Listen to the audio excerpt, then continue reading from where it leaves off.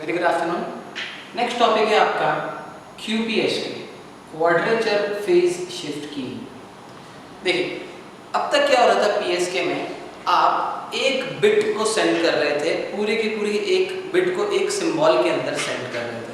For example, मुझे bit 1 को transmit करना है, तो बिट 1 को ट्रांसमिट करने के लिए मैं यहाँ पर एक कंप्लीट पूरा का पूरा मेजर लूप बना रहा था। एक बिट को ट्रांसमिट करने के लिए एक पूरा का पूरा लूप यूज कर रहे थे। अब मैं चाह रहा हूँ कि आप जो पर्टिकुलर बैंडविड्थ में, जिस बैंडविड्थ में आप एक बिट को सेंड कर रहे थे, वहां पर उस बैंडविड्थ में एक बिट की जगह आप उसी बैंडविड्थ में आप 2 बिट को सेंड करें। इससे ये होगा कि आपकी बैंडविड्थ जो है वो सेव हो जाएगी, है ना। अब 2 बिट के कितने कॉम्बिनेशन बन सकते हैं? टोटल 2 बिट के बनेंगे 4 कॉम्बिनेशन, 0 0 0 1 1 0 1 1। तो 2 बिट के आपके 4 कॉम्बिनेशन बन सकते हैं। इस वजह से आप इसको बोलते हैं Q for stands for quadrature, quadrature phase shift keying. इसके पहले आपने पढ़ा था बाइनरी फेज शिफ्ट कीइंग, वहां पर एक बिट आप सेंड कर रहे थे, तो एक बिट के 2 कॉम्बिनेशन हो सकते हैं, या तो 1 या तो 0।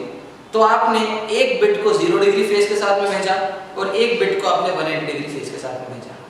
यहाँ पर हम चाह रहे हैं कि हमारी बैंडविड्थ सेव हो जाए। एक पर्टिकुलर बैंडविड्थ के अंदर आप 2 बिट को सेंड करें, तो 2 बिट के आपके टोटल 4 कॉम्बिनेशन हो सकते हैं। तो टोटल यहाँ पे हमको 4 फेजेस की जरूरत पड़ेगी। इस वजह से आप इसको बोलते हैं क्वाड्रेचर फेज शिफ्ट कीइंग। चलिए देखते हैं कैसे पॉसिबल है। यहाँ पे आपकी बिट स्ट्रीम आएगी BT 1 0 1 0 1 0 1। बिट स्प्लिटर क्या करेगा? आपके बिट स्ट्रीम को स्प्लिट करना स्टार्ट करेगा। यहाँ से पहली वाले बिट को I ब्लॉक में देगा, दूसरी वाले बिट को Q ब्लॉक में दे देगा। पहली वाले बिट को अगर मैं बोलूँ नंबर 1 बिट, नंबर 2 बिट, तो आपकी सारी जो ऑड नंबर ऑफ बिट्स हैं वो ये सारी की सारी I में दे देगा इन फेज कंपोनेंट में, और सारी इवन नंबर ऑफ बिट्स ये Q में दे देगा, मतलब क्वाड्रेचर फेज कंपोनेंट में। बिट स्प्लिटर सिंपली बिट को स्प्लिट करता है, एक बिट ऊपर देगा, दूसरी बिट नीचे देगा, एक बिट ऊपर देगा और दूसरी बिट नीचे देगा। जो ऊपर बिट जा रही है उसको हम बोलेंगे इन फेज कंपोनेंट, और जो बिट Q में जा रही है उसको हम बोलेंगे क्वाड्रेचर फेज कंपोनेंट।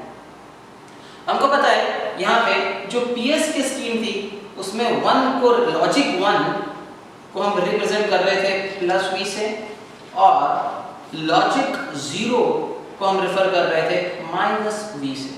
हमारे पास 2 ब्लॉक्स हैं, एक +V और एक -V। तो ऊपर 2 लॉजिक्स आ सकते हैं, आइदर +V और -V। ऊपर या तो 0 जा सकता है या तो 1 जा सकता है। सिमिलरली मैं यहाँ पे देता हूँ, ऊपर या तो ऊपर लॉजिक 1 0 जा सकता है या लॉजिक 1 जा सकता है।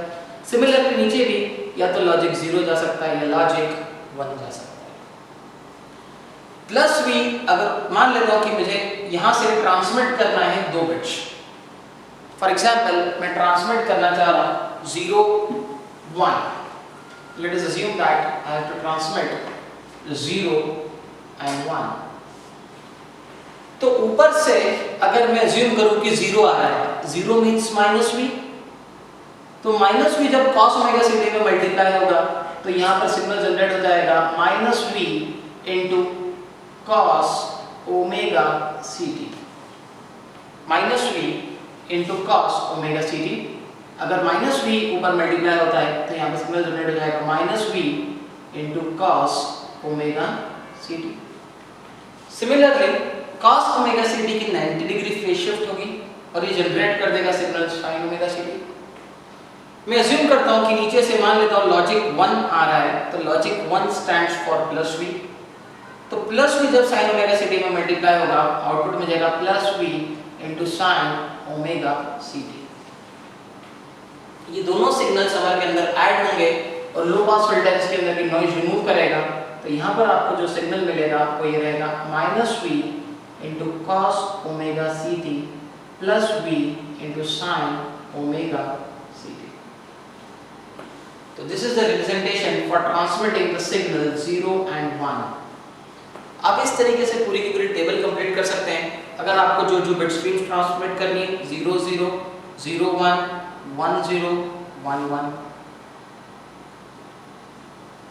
अगर दोनों जीरो हैं ऊपर नीचे तो माइनस वी, ऊपर से आपको सिग्नल मिलेगा minus V into cos omega C T, और नीचे से आपको सिग्नल मिलेगा plus minus V into sine omega C T.